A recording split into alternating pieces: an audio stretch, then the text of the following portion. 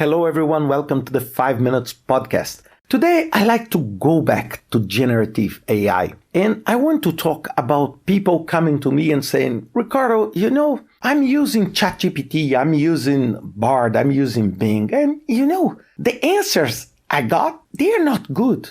Some of them are wrong. Some of them are incomplete. One of my friends translated this into a very nice concept. He said, it's pasteurized information. Do you know what's pasteurized information? Pasteurized information, it's, that information that is full of words, but lack a lot of meaning.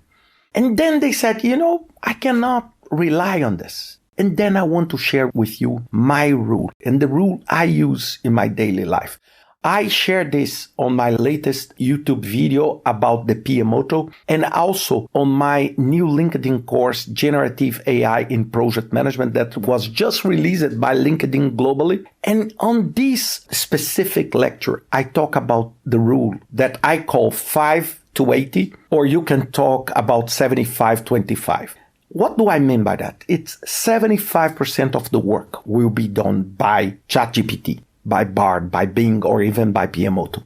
But 25%, it's on you. It's on your human brain, and you cannot delegate that to any AI so far. And this brings me to the 5 to 80. What is 5 to 80? First, the first 5% of your journey through your answer belongs to you. It's to make a clear, nice, and sharp prompt. If you put a poor prompt in your AI, in your ChatGPT or in your Bard, the answer will be a reflex of that poor input. The chances of being very poor are very big. So you need to build a prompt that is CSIF. C, it provides context.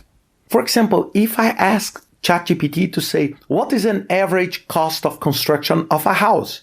It may come with an answer. I haven't tried, okay? But it may come with an answer. But what is the reality of that answer? But if you give a context, for example, I am preparing a market study to release, for example, a new incorporation of homes in that specific city. I'm planning to build homes with 3 bedrooms, whatever, and I present the characteristics of this. I'm being specific. I'm giving context and being specific. And specific is the S of CSIF. The third one, you need to explain your intent. What do you want ChatGPT, Bard, Bing to do? What do you want them to do? You may say, my intent is to have the list of average prices of this kind of house in this kind of city in the past 10 years, for example. And the F stands for format. How do you want your output to be? Do you want a list? Do you want a table? Or, for example, if you are using ChatGPT Code Interpreter, you can even ask for a chart. So, did you see that? Look, I'm making up this example, okay? Don't try to use this example on ChatGPT because I don't know what will answer. But what is important is that the quality of what you insert will be the quality of your output. So these 5%, you cannot be, I would say, lazy on doing it because the chances you will receive an answer that will not be the best one is very big. Just to give you an example, when we see these wonderful pictures of AI-generated pictures that look so real, that you don't win a photography contest using a fake art or this, do you think that these people, they did one prompt?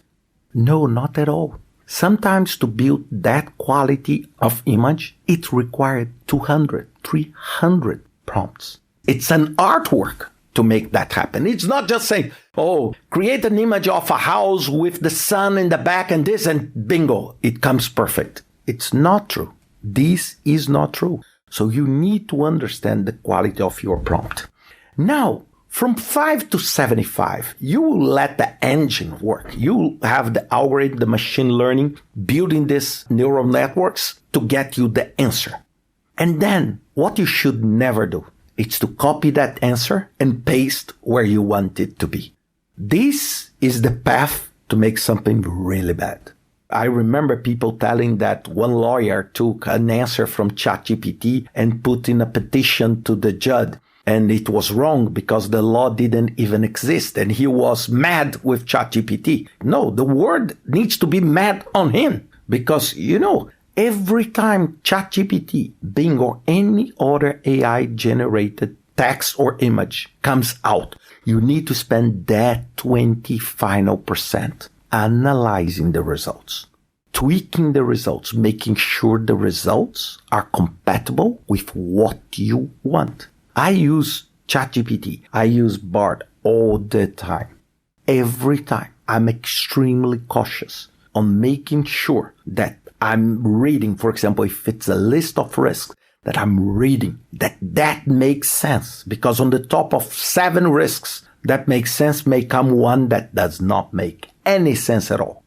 What all AI companies are working now? It's how they can reduce the 5% and reduce the last 20%. It's something like, instead of you giving 5% on the prompt, can you give 2%? Can you give 1%? And instead of bringing you up to 80% and you do the 20% that is remaining, is to deliver something that is close to perfect, 95%. This is exactly where everybody is working on.